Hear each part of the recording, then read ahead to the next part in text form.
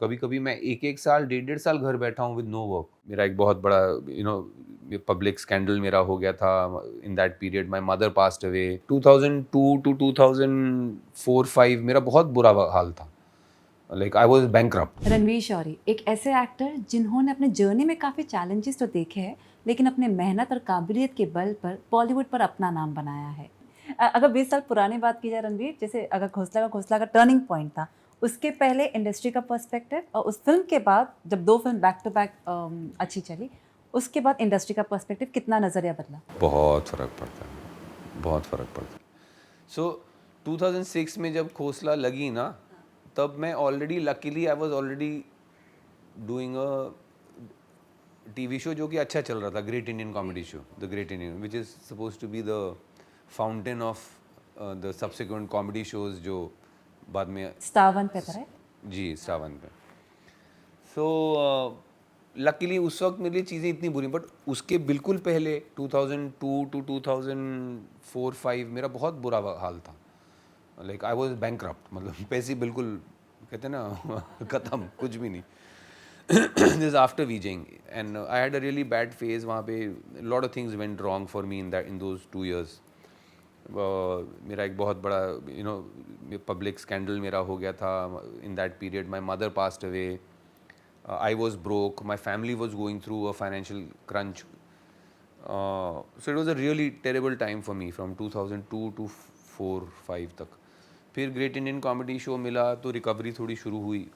And फिर 2006 में before वो जब चल ही रहा था ग्रेट इंडियन कॉमेडी शो, तो खोसला और प्यार के साइड इफ़ेक्ट्स लग गई। जी हाँ, वो स्ट्रगल था बिकॉज़ मेरे फादर के साथ मेरा डिफ़िकल्ट रिलेशनशिप था, तो उनके साथ मैंने कभी काम किया भी नहीं। और भी हमारे डिफरेंसेस काफ़ी रहे थे जब मैं यंग था। तो वो एक चैलेंज मैं हमेशा मान के चला था कि मैं आइडेंटिटी अपनी ही बनाऊंगा अलग। और बस अब 30 इयर्स डाउन द लाइन जो बनी है वो बनी है। नहीं, उसमें ज़्यादा नहीं था क्योंकि मैंने आपको कहा था मेरी तो अपनी माय फादर, मेरी family was on existed on the fringes of the film industry. तो हम लोग को तो कहते हैं आप काफ़ी क्लोज, जो अनसर्टनिटी की आप बात कर रहे हैं ये तो हम देख चुके हैं फर्स्ट हैंड। मेरे फादर ने towards the end of his career जो फिल्म बनाई है पूरा, he sold the house to mortgage the house to make his film. फिर film didn't do well, we had to sell the house, हम लोग। सो hardships ऐसे जो पहले से ही देखी हुई थी ये सब अप फ्रंट। बट वो टाइम पे भी जब when I decided to make the transition, it helped me because मैंने पैसे के लिए ट्रांजिशन की थी। और मेरी, जैसा मैंने आपको कहा, मेरी फैमिली का फाइनेंशियल क्राइसिस चल रहा था। एंड कैमरे के पीछे से आगे जाना मेरे लिए was a financial decision. I was getting paid more, marginally more to do that. किस तरह के ऑफर्स होते थे उस टाइम पे? फिर जब हाँ, नहीं तो फिल्म वही हिट हो गई जैसा, तो जैसे हाँ, आपने कहा कि जैसे लास्ट रिलीज अगर हिट हो गई तो ऑफर्स भी उसी तरह से आने लग टू गए। आंसर योर क्वेश्चन, बहुत फ़र्क है बिकॉज उसके पहले before you have a hit film under your belt, और and not just hit film जिसमें आप भी हिट हुए हैं। हाँ। क्योंकि कभी ऐसा होता है जैसे पिक्चर हिट है लेकिन आप आए और गए, आपका आप नोटिस नहीं हुए, कोई नहीं पूछता। और वही फिर वही आप मारो चक्कर जगह जगह, ऑफिस में बैठो लोगों के ऑफिस में, कॉल्स करो जो कि कोई उठाएगा नहीं। So that was I mean that's a tough period for, and I always feel for actors who are struggling and have still not found their moment, because it's not an easy life. Constant rejection और not a hope in sight, बहुत मुश्किल है। हाँ, not just for actors यार, हमारा business में तो film makers, writers, कितने लोग बेचारे अपनी अपने उम्मीदों के टोकरे लेके रोज़ आते हैं, शाम को इतनी रिजेक्शन देख के घर आते हो। It's not a happy place for sure, but yet it is part of this business. ये मेरा आपसे सवाल था कि जैसे एक आपने एक इंटरव्यू में कहा और एक शो के दौरान भी आपने कहा था कि शो से आपको आने की वजह ये थी कि उस वक्त काम नहीं था, या फिर काम आपने जो किया था वो रिलीज नहीं हुई दोनों। थी। दोनों। अगर इस बारे में थोड़ा सा हमें और बता पाए कि क्या एग्जैक्टली क्या सिचुएशन क्या था उस टाइम पर ऑन अ प्रोफेशनल फ्रंट? नहीं किरण, जैसा मैंने आपको कहा ना, ये 2005-6 से जब मैं, व्हेन यू कैन से कि मैं as an actor I was on the map, उसके बाद ये नहीं था कि नॉन स्टॉप मैं बिज़ी रहा हूँ पिछले 24 साल, यू नो, कितने हुए, सॉरी, हाँ, जो 18 साल, जो वोटेवर, हाँ. हाँ सो बीच में फेजेस अक्सर ऐसे आते हैं जहाँ काम नहीं होता है आपके पास. मतलब कभी कभी मैं एक साल, डेढ़ साल घर बैठा हूँ विद नो वर्क. फिर या फिर ऐसे फेजेस आते हैं जहाँ आपके पास अच्छा काम नहीं है, आप जो काम उतना एक्साइटिंग नहीं है वो आप पकड़ रहे हो टू सर्वाइव. वो भी फेजेस होते हैं. इस बार जो फेज़ था, why that was particularly frustrating was कि एक तो मेरे पास कोई काम नहीं था, मतलब meaning I have no offers for a fiction, you know, चाहे फीचर फिल्म हो चाहे सीरीज़ हो, जो which is my core ambition और जिसमें मेरा रेज्यूमे भी है. और उसके साथ साथ क्या हो रहा था कि मैं जो चीज़ें शूट कर रहा था ना, वो रिलीज़ ही नहीं हो रही थी. So for example Shekhar home, उस वक्त कोई खबर नहीं थी रिलीज़ की. सो ये सिचुएशन थी वो टाइम पे. और मैं यार ये अक्सर मेरे को लगता है, जो मैंने इस बार मैंने ये चीज़ पहले भी अपने कई इंटरव्यूज़ में बोली है कि भाई काम नहीं होता, यू नो, काम नहीं है. बट बिग बॉस में जाके उसको ज़्यादा उछाला गया इसी, जैसा कि आप कह रही थी कि ये शो ऐसा है कंट्रोवर्शियल शो, मतलब यहाँ पे जो भी बोलो उसमें कंट्रोवर्सी के लेंस से ही देखना है.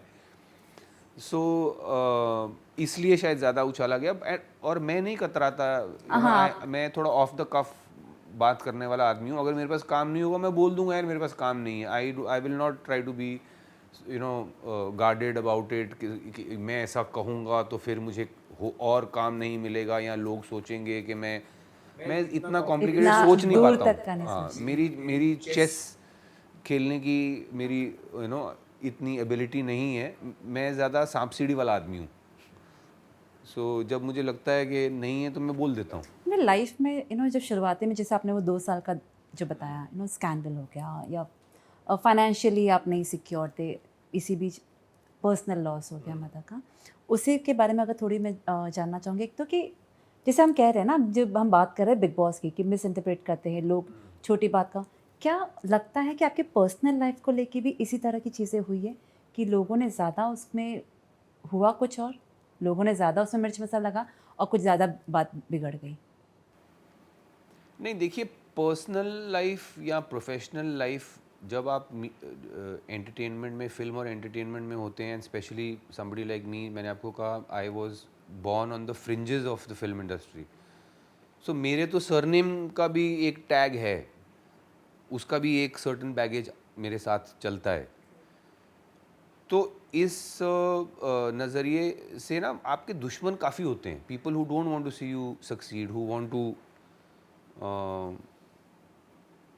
यू नो, जो आप पे कीचड़ उछालना चाहते हैं. अब जैसे बिग बॉस का एक्सपीरियंस ले लीजिए, मैं नाम नहीं लूँगा, but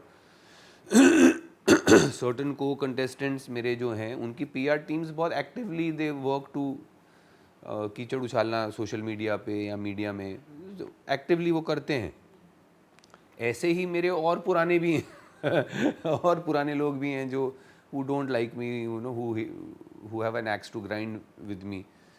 So this is all part and parcel of life in the entertainment business.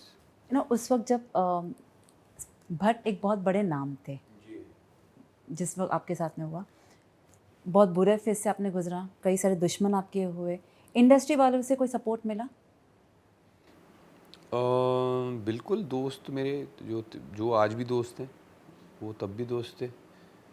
कुछ दोस्तियाँ होती हैं ऐसे, जो फिर ऐसा, जब लड़ाई एक जगह हो तो होता ही है कि जब दो लोग, यू नो, कहीं अनबन होती है तो कुछ दोस्त उधर चले जाते हैं. सो वो हुआ थोड़ा, कुछ फ्रेंड्स छूट गए उसकी वजह से भी. बट बाय एंड लार्ज जो मेरे फ्रेंड्स तब थे, they stood by me, and आज भी वो they are my friends. Same bunch of people. लड़ाई मुश्किल थी उस वक्त, अपने आप को सही साबित रखना और अपने आप को देखिए, टिकाना? इसमें ना ये इट्स अ पावर इक्वेशन ना. अब वो जो भी ज़्यादा पावरफुल होगा, जिसके पास ज़्यादा मीडिया इन्फ्लुएंस होगा, कॉन्टैक्ट्स होंगे, they have the upper hand. और नहीं, फैमिली ऑब्वियसली, दिस वाज मतलब मेरी family was also involved, you know. So anyway, इनके अब ज़्यादा क्या बातें करनी, हो गई 20-25 साल, इसको मिट्टी डालो इस पे. मॉम के बहुत क्लोज थे? जी, दैट वो दिन मेरी लाइफ का सबसे बड़ा झटका वही था। एक वो और दूसरा मेरा तलाक, मेरे लाइफ के ये 2 बड़े झटके रहे हैं। तो रणवीर, क्या कभी ऐसा वक़्त आया जब आपने खुद पर ही अपने अपने टैलेंट पे डाउट किया या खुद पर डाउट किया हो?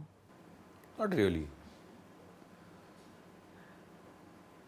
बिकॉज़ जैसा मैंने आपको कहा ना 20-21 पे मैंने जो एक डिसीजन लिया था, और this is something which I always अपने बच्चे को भी आई ट्राई टू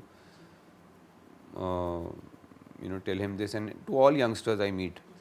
काम ऐसा चुनो जहाँ पे अगर आप सक्सेसफुल ना हो, पैसे ना बन रहे हो, बट एटलीस्ट आपको अच्छा तो लगता है वो काम करना, यू नो। सो वो that thing help me a lot. हाँ, मेरे को ये तो पैसे चल मैं नहीं है, स्ट्रगल कर रहा हूँ, जो एक कमरे में पड़ा हुआ हूँ खाने के वादे, बट एटलीस्ट जब मैं काम पे जाता हूँ मुझे मज़ा तो आता है मैं क्या कर रहा हूँ दिन में 10 घंटे, 12 घंटे, 14 घंटे, 15 घंटे जो कर रहा हूँ। So that way, no, that never came in my head. कभी ऐसा हुआ कि कोई प्रोजेक्ट साइन करने पे आ गए या साइन कर लिया लेकिन फिर रिप्लेस हो गया हो? नहीं नहीं, मेरे पास तो ऑलरेडी दूसरों के जो बचे कुछ हैं वो आते हैं मेरे पास। उल्टा आप कह रही हैं, जो फ्लो ऑफ जो होती है वो उल्टी होती है, पहले वहाँ जाती है इन्फ्लुएंशियल लोगों के पास, फिर उनमें से जो मना कर देते हैं फिर इधर आता है। फिर ऐसा होता है कि आपने जो एक दो पकड़े अगर वो चल गए, फिर ऐसा भी होता है कि आपके पास आती है कि आप ये करेंगे, अगर आपने हाँ कर दिया लेकिन वो जाएगा किसी और के पास। अच्छा, ऐसा भी हाँ, होता कि है। उसने हाँ किया है, अच्छा इसने हाँ किया तो कुछ होगा ला। कभी ऐसा सोचा है कि क्यों नहीं मिलती, किस तरह का रिएक्शन होता है इंडस्ट्री लोगों का? नहीं किरण, ये भी I think her nothing succeeds like success. जो अगर फॉर एग्जांपल मैंने लीड रोल में अगर कुछ फिल्में की, मिथ्या की थी, मोह माया मनी की थी, अगली और पगली की थी, तो मिथ्या और मोह माया मनी कुछ कुछ ठीक गई, अगली और पगली नहीं गई ठीक। बस उसके बाद I didn't get much offers to play lead roles. So एक वो भी है कि अगर सक्सेस आपको मिले, जैसे कॉमेडी रोल्स में मुझे सक्सेस मिली तो मुझे उसमें मिले उस एरिया में, बट प्रॉब्लम इज़ कि आपको सपोर्टिंग रोल में सक्सेस मिली तो आपको उसमें ब्रैकेट किया जाता है सपोर्टिंग रोल में। तो लीड रोल में अगर मुझे सक्सेस मिल जाती तो मैं शायद मुझे और अपॉर्चुनिटीज़ मिलती।